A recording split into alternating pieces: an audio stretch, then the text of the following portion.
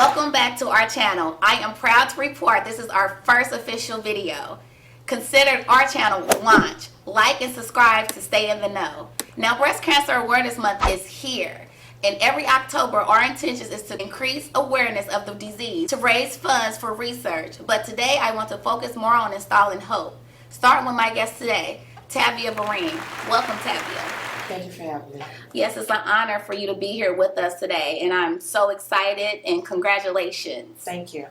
So I want to ask you, what does survivorship means to you? Survivorship means to me conquering, being determined, and winning. Wow.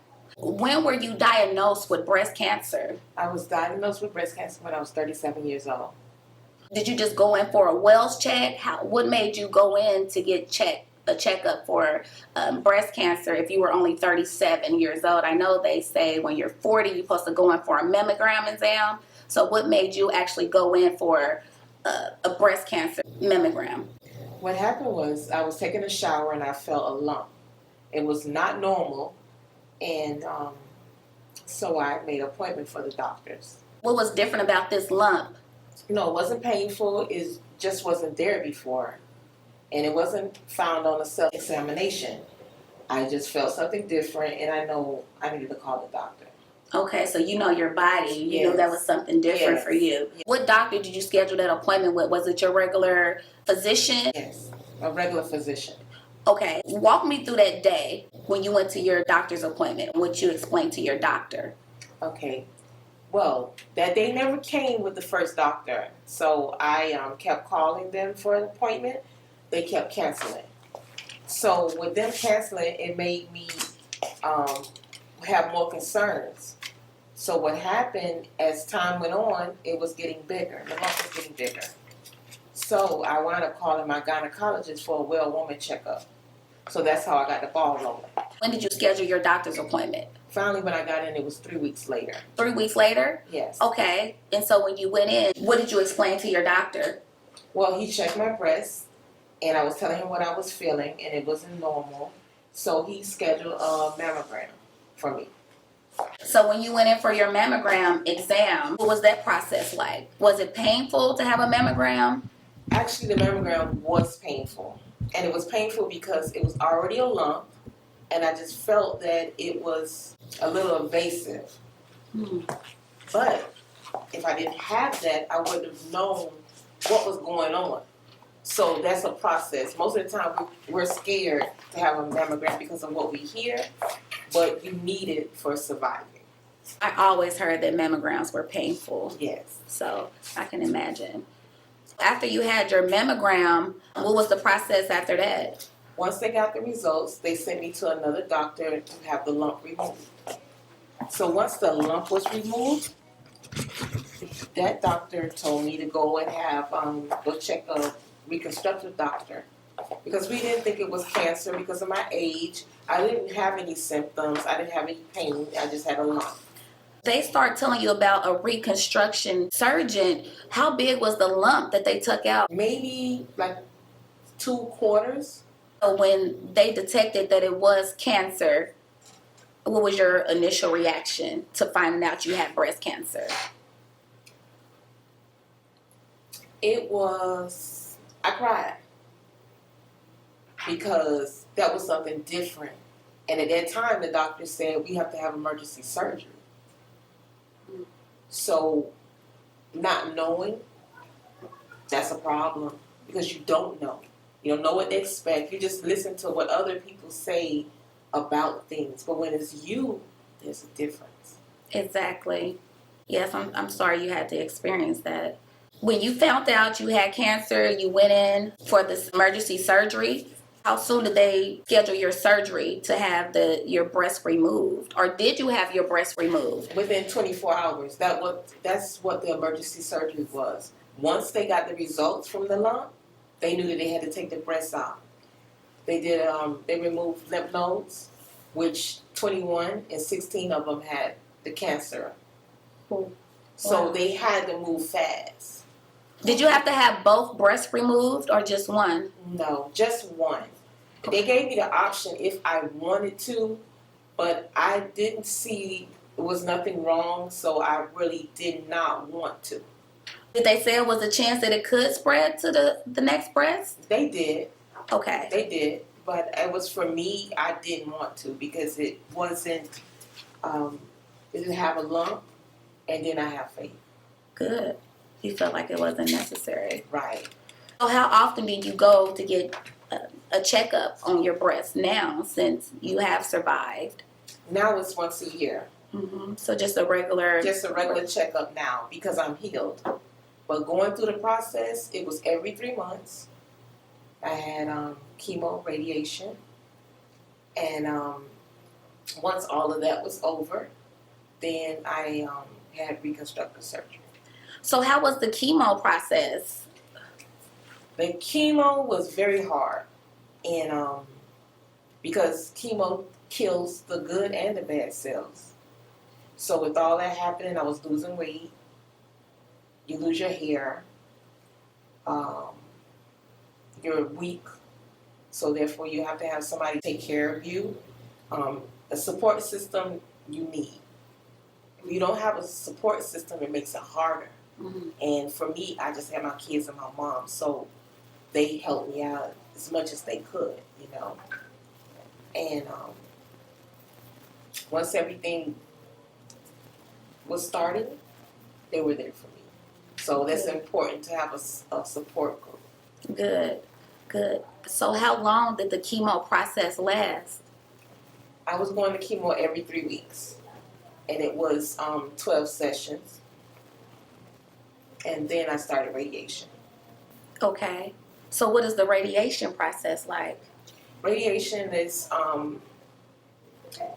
it's like, for me, you don't feel anything. You just see that your skin looks a little dark. And you're there laying on the table. You about fall asleep maybe because of it. It's no pain, but it helps with the treatment for the cancer not to come back. They're treating everything. So do you get it into an actual machine for the radiation? Is it like a machine or? No, it's a machine that goes over you. It's right, and it takes a picture. To me, it's like it takes a picture, and the light is just solely on that one particular spot. Okay. Interesting. What was the after process for you as far as dieting? Did you have to change your way of life? You do have to change. You have to change to a more healthier lifestyle because a lot of things that maybe I was putting into my body was not necessarily good. It didn't give you the right nutrients. And at that time, I started drinking aloe. I started eating vegetables more. I was making more vitamins because, you know, with the chemo, it's killing all your cells, so your immune system is down. So now you have to build up your immune system. So walking, I didn't do a lot of walking at that time because I couldn't go out in the sun. But once I was able to, I started walking, and I kept my eating properly. Not a lot of red meat, some fish, you know, a lot of vegetables, green stuff. Now, is that a lifestyle change? Is that how you eat now? Most of the time I do. I still love bread, but most of the time.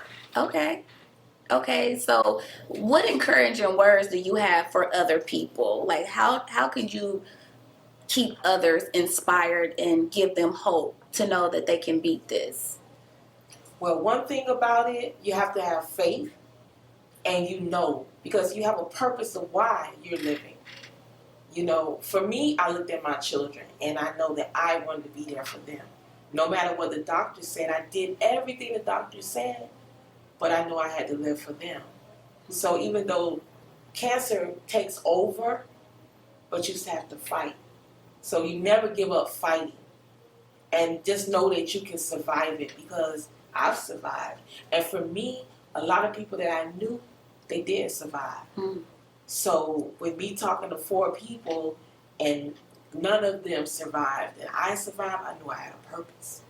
So that's why I'm good to people. That's why I tell everybody, you know, be good, be happy, and you'll be all right. I love it. I feel the energy. Well, explain to me the many challenges that you had to face after finding out you had breast cancer. Well, the challenges were trying to get to the doctor, because once you get your treatment, you can't drive because you're weak. They had someone come pick me up, take me to the doctor. You can also have get food delivered, because you go and you research. Well, for me, I research to find out things where I can get help. When you did do your homework, what was the different resources that you had to help you during this process? Well, it was a share ride to the doctor. It was the meals. They will help you with the meals. And also it was, once you diagnose, they call it a disability, because I was no longer able to work at that time. So you're able to apply for your disability and you will get a Medicaid. The disability, was that temporary or is that internal? Like, is that forever? You haven't. It's temporary. It's temporary. Okay, Yes. so you don't have the Medicaid anymore. Right. It was just temporary while you were going through the process. Yes. Okay, so what if a person found out they had breast cancer and they didn't have insurance? Is there still hope for them? Yes, there is. They just go and apply for the Medicaid benefits, and once they get that going, they'll tell you where to go from there. There is a lot of resources Yes. out here, and there is a lot of hope for Yes. people to keep pushing forward. Yes. Okay, good. So you mentioned earlier that you knew 4 individuals that were close to you that passed away from breast cancer. What kind of psychological effect does that have on you, knowing that you did overcome and you did survive? Well, I had to talk about it, because when you have 4 people, that's like unheard of. And those people were there for me while I was going through my challenge. So I had to talk to counseling. And what I was wondering, why me? But then I know I have a purpose, so why not me? And even talking to my doctor, I was like, what should we do? What can I do? And he mentioned some things as well. Going out talking more, and going to sit in the park, meditating, praying, because you're here for a reason. Did you have to go to a therapist? Yes, I went to counseling. You went to counseling. Yes. Okay, so how was counseling for you? Was that therapeutic? Did that really help you? It was very therapeutic, because not knowing anybody, and it was just me. Cancer didn't run in my family. It was just me. So when I did my own research, I find that if you in a smoky environment, you drinking a lot, that has a factor. Your stress, that has a factor on it. Wow. Okay. You answered my question. I was going to ask you, did you have a family history of breast cancer? So you said there's no family history of cancer whatsoever, or just breast cancer? No family history. Not my immediate family. My mother, no. Not her siblings. My dad's siblings, no. Wow. Okay. So it was a shock. Okay. And so the 4 individuals that did pass away from breast cancer, these were just your close friends? Actually, they had cancer, and they were different forms of cancer. So one had breast, and then there was some guys, they had cancer as well. So even though you have different forms, it's still cancer. It is. And it's still a fight. Mm-hmm. So with that being said, we have to fight. Make sure you kind of stay. It's hard to say stay level, because you're going through a challenge. But you can win. You can win. Are there any support groups out here for cancer survivors that you know of? They have the Gilda's House. That was one that I went to. The Cancer Society, you can call them as well. Okay. I want to also ask you, what gave you the strength and the willpower to even move forward in life? Because I had to live for my kids, and I'm living for myself, because now I can change, and I can talk to other people about it and my experiences. Because a lady when I was in oncology, she told me what to do, because when you're there, you don't know the doctor just tell you to take these pills and you come and you get your chemo, which is done with an IV. You know, either IV port. You know, you either have a port or you can take it through the vein. And the lady told me to eat before I come, and I was like, okay. You know, she said they'll make it better. So I did, which worked. But when I looked around in there and I saw nobody my age, everybody was older, I was like, why? What am I doing here? You know? So that makes you want to get better because nobody tell you, they don't have no instructions on what's going to happen. My hair fell out within 2 days. Not knowing, so that was a shock. And if you know me, y'all like hair. And I had a lot of it.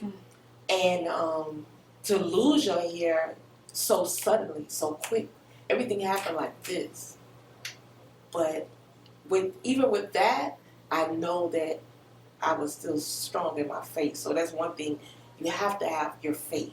Even though it's shaking, you still have to have that faith. And know that you're going to survive. And one thing the doctor said, well, could you tell anybody else your experiences? I was able to tell because I seen people that come in there after I got healed. They look the same way I do. And when you don't have nobody to talk to or nobody experienced that, then there's a difference. You were able to have a support group. You were able to find a support group. You did eventually see like younger people come. They had the same look like I did. No, I mean the same look. You as know, far that as scared look. Oh, like, you don't know what the they same shock. expect. How can you keep someone else inspired and encouraged? What legacy are you trying to leave? Well, I can only tell them to have their faith. Make sure they eat green stuff, even though they don't like it. Stress is a big factor that we need to alleviate. Very hard to do when you're going through something and not knowing, but that's one thing to help. And just know that you can survive this. It's not a death sentence. It's what you have in your mind to do because you want this so bad. So even though you're weak, you don't know what, you still have your faith.